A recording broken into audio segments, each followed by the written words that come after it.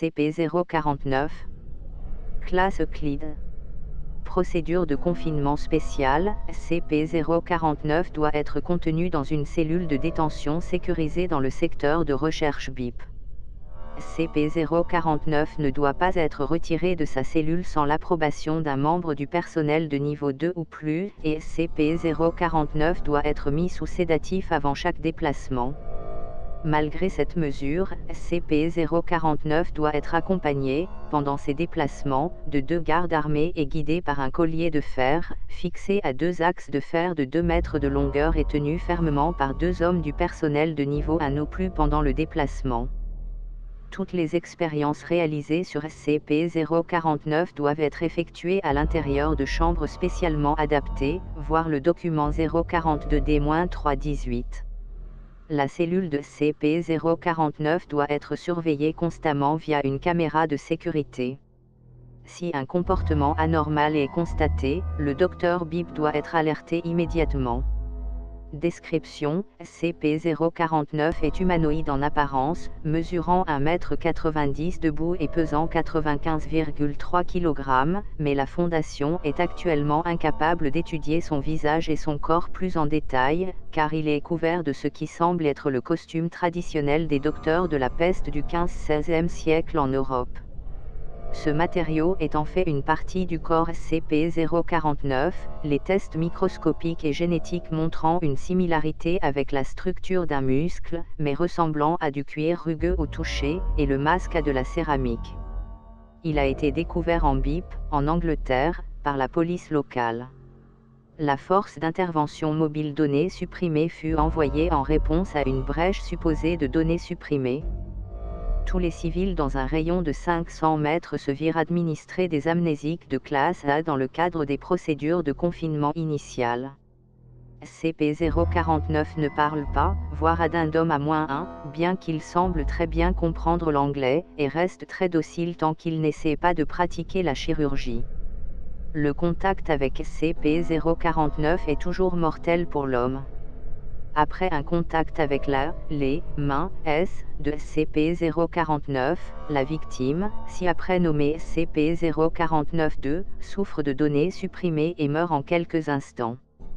SCP-049 tente alors de tuer tous les humains qu'il peut voir de la même manière, apparemment pour éviter toute interruption, avant de retourner à SCP-049-2. Il produit un sac de données supprimées contenant des scalpels, des aiguilles, du fil, et plusieurs flacons d'une substance encore non identifiée. À partir de quelque chose dans son corps, la recherche a été incapable de localiser ces outils lorsqu'ils sont à l'intérieur de SCP-049 par le biais de rayons X et de techniques similaires, et commence la dissection de SCP-049-2, ainsi que l'insertion de divers produits chimiques dans son corps. Après environ 20 minutes, SCP-049 regoue SCP-049-2 et redevient à nouveau docile. Après une période de quelques minutes, SCP-049-2 montre à nouveau des signes vitaux et semble se ranimer. Toutefois, SCP-049-2 semble avoir perdu ses fonctions cérébrales supérieures, et erre sans but jusqu'à ce qu'il rencontre un autre être humain vivant. À ce moment-là, les niveaux d'adrénaline et d'endorphine de SCP-049-2 augmentent de 300%, et il tente de tuer et de BIP tous les êtres humains qu'il peut trouver, avant de retourner à son état second et erre jusqu'à ce qu'il rencontre d'autres êtres humains. À ce stade, l'élimination avec préjudice extrême est autorisée. L'incapacité à faire respecter ce protocole en dehors des scénarios de test, voire T049-12 addendum, est passible d'élimination.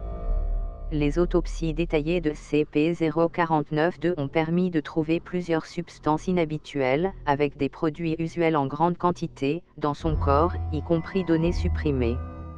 Cependant, plusieurs n'ont pas encore été identifiés. Chercheurs ayant une accréditation de niveau 3 ou plus, reportez-vous à l'addendum C1. Addendum A1, SCP-049 a parlé pour la première fois aujourd'hui, le 0612e/BIP, s'adressant au Dr BIP. Un compte-rendu complet de la conversation est joint. Interviewé, SCP-049. Interviewé, Dr BIP. Avant-propos, SCP-049 a commencé à parler de façon aléatoire sans aucune provocation évidente, en route vers une installation d'essai. Le docteur Bip était à ce moment en train d'enregistrer des notes de travail à l'aide d'un microphone. Les données non pertinentes ont été omises. SCP-049, quel est cet endroit? Docteur Bip, quoi? C'est un labo. Il y a un grand fracas ici, à cause de la chute du dispositif d'enregistrement que le docteur Bip a fait tomber sous le choc. SCP-049, un laboratoire. Il est tout à fait merveilleux. Ce n'est pas étonnant que j'ai vu si peu de victimes de la maladie ici. Docteur Bip, oui. Vous voyez, je pensais que vous étiez incapable de parler. Je suis assez surpris que vous le puissiez. SCP-049, oh, oui, mon cher. Je préfère simplement ne pas le faire. La plupart des victimes de la maladie sont mélancoliques et ne réagissent pas bien du tout à la conversation. Je vous ai vu à plusieurs reprises à présent, et je n'ai pas détecté la maladie en vous, donc je suppose que vous êtes aussi un médecin. Docteur Bip, oui, effectivement. Appelez-moi supprimé, mais quelle est cette maladie dont vous parlez? SCP-049, mais, mon bon docteur, la grande pestilence. Que voulez-vous que ce soit d'autre? Docteur Bip, la grande. Oh, la peste. J'aurais dû m'y attendre. Mais personne ici n'est infecté, je peux vous l'assurer. SCP-049, oh, mon bon médecin, je peux vous l'assurer, la pestilence est là, et je peux la sentir. Il est de mon devoir dans la vie de débarrasser le monde de ce fléau. Mon traitement est très efficace. Docteur Bip, votre traitement. Votre traitement nous a coûté des centaines de vies. Votre traitement est défectueux. SCP-049, mon bon médecin, mon traitement est très efficace.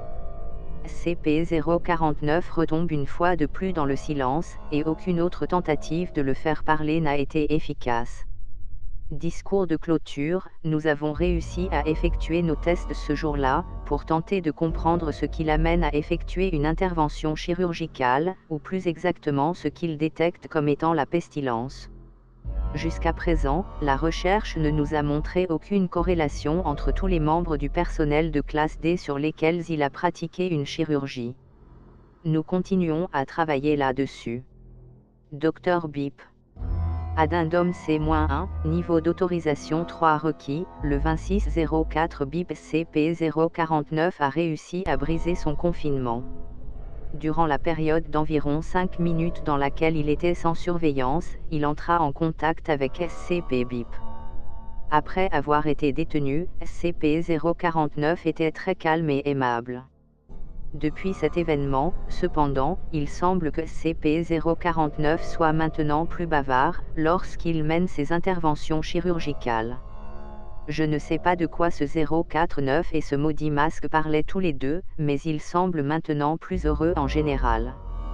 Il ne semble pas tout simplement s'asseoir et se morfondre dans sa cellule, et plusieurs membres du personnel ont affirmé l'entendre fredonner des chants religieux anciens.